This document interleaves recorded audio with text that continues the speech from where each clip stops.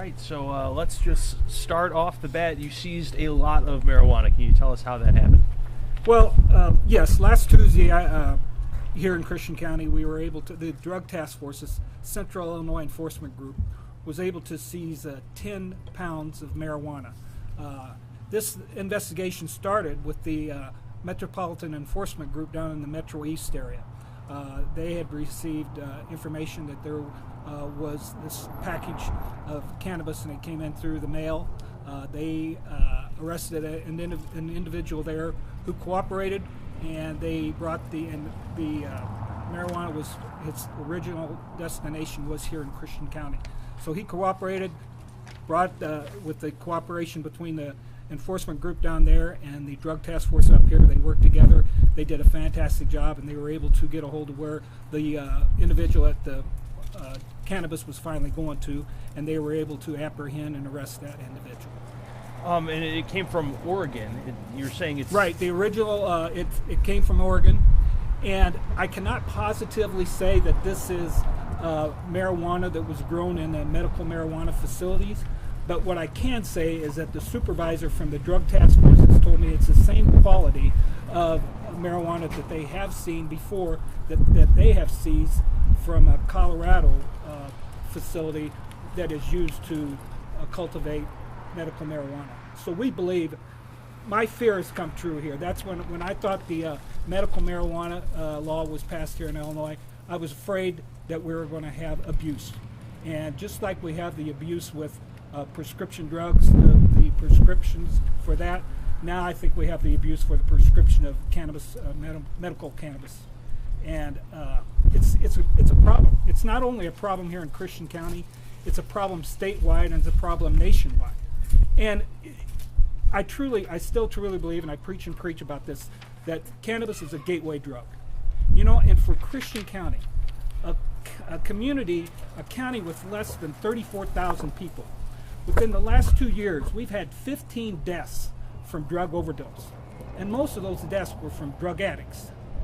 And every person that I've talked to that's in here for a crime committed because either drugs or alcohol, but they're addicted to drugs, I've talked to them, and every one of them has started by their drug use with cannabis. So I'm not saying that every person that smokes cannabis is going to end up as a drug addict, but a big majority of them are. And those drug addicts, like I said, we've lost 15 people here in Christian County in the last 2 years because of drug overdose. For me, my true belief is a drug addict does not need to go to prison, but a drug dealer needs to go to prison. This individual here that had 10 pounds of marijuana, 10 pounds, that figures out to 160 ounces. An ounce of this type of quality of cannabis goes for about $500 an ounce. That comes up to $80,000 of cash that this drug dealer could get. And if you put that down, break that down to grams, it's 4,488 grams. That's almost 9,000 joints, marijuana cigarettes. For the high school kid that can now have up to 10 grams of cannabis and not be charged criminally, they're going to have one guy could supply 448 high school kids with 10 grams of cannabis. It's like I said, in this small county here in Christian County, within the last week, we seized $41,000 in cash from a guy who's selling crystal meth. Crystal meth is now such a problem here. It's one of the most popular drugs here for drug addicts in Christian County. $41,000 in cash. We also seized we haven't forfeited yet, but we seized another $15,000 from that same resident from another individual. And now we've got $80,000 worth of cannabis that could be on the street in 1 week in this small county. Now, can you imagine what's going on? In our county is no different than any other county in the state. Can you imagine what's all going on out there? So I want to applaud the law enforcement officers that worked real hard on this case. They did a great job, and thank God they took this marijuana off the street, and maybe they save some lives from people becoming addicted to drugs and dying from overdose. Do you have any more details on the meth bust, on how that person was found, how the money was seized? I can't say a whole lot because it's still pending, but it was. I can tell you that the money was seized out of a residence here in Christian County, where a couple months ago we had an individual that died of a drug overdose at that same residence. But again, our drug task force did an excellent job. They worked along with parole, and they did a search warrant on the house. They arrested the individual. There was crystal meth seized. He was arrested on the parole violation. I think he is now back in the Department of Corrections, and we seized over $41,000 in cash.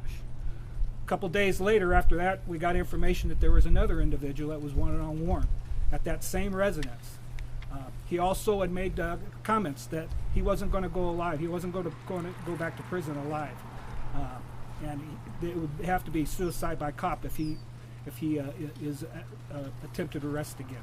So our guys worked real hard, worked with the U.S. Marshals, Fugitive Task Force, and were able to apprehend him once he was outside in an area where they were able to make an arrest where there was no weapons. But when they went inside, they had a search warrant for the house, and there was a gun, a rifle, right next to the door. So thank goodness none of our officers were hurt. They did an excellent job, and they got somebody that's a very violent individual off the streets. Again, that's all happening in our small county in Christian County in 1 week. 1 week. And again, just imagine what's going on statewide. You know, I do have hope. I am so happy to hear that Governor Rauner is going to hire 200 more state troopers.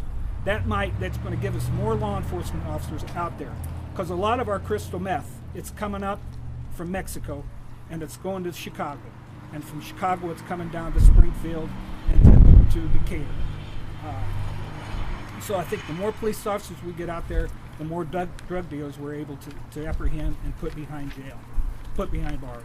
So I'm real hopeful for that. I'm real hopeful now that for nationwide that we have a president that's strong on law and order, and that we're going to crack down on the border in Mexico. But that's what really needs to be done, and hopefully that will get done. And we got a president that supports law enforcement. Is marijuana coming from Mexico?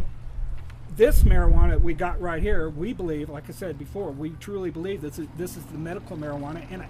And the information that I'm receiving also is that, you know, the cartel is leaning more towards the crystal meth because of the medical marijuana that's being grown here in the States now, that they don't have as much profit with the marijuana because it's already here. It's coming from the medical marijuana facilities. Why do you think there's such an effort to decriminalize marijuana in recent years if it is a dangerous gateway drug?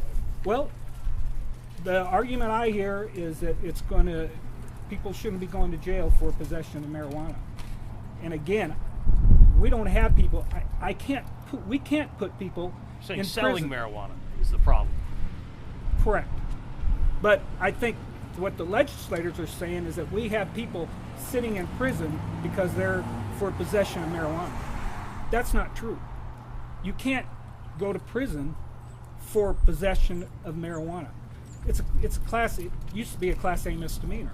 You can't go to state prison on a Class A misdemeanor. You only go to prison for felony charges. So I wish I knew the answer, Mike. But you think that these kinds of large-scale shipments are becoming more common with the medical laws in certain states and the legalization in certain states? I think that there is abuse from the medical marijuana. That's what my fear was when it first started, when it was first legalized. Again, if I had a family member that needed medical marijuana for the pain, I probably would want them to have it. Okay, but my fear is that it is being abused, and I think my fears come true that it is being abused. These people are getting this marijuana. Like I said, it's just starting here in Illinois, but it's been going on in Colorado for a while, and that's where we've seen shipments coming into Illinois and coming into central Illinois from the medical marijuana grow facilities. God bless you. It's going to be allergy season soon. Yeah. I don't have any questions left, but do you guys have any more? I had one.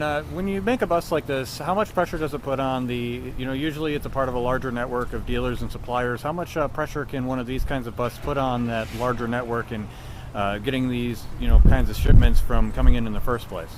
Well, I don't think we're going to have a problem anymore with this coming from Oregon. I don't think that guy's going to ship it here again. But there's just going to be someone else. They're going to get a hold of someone else. So we got to continue to work as hard as we can, and get these dealers in jail where they belong. We also got to work really hard, and I know the legislators and the governor is doing that. We really need to work hard at getting more treatment facilities.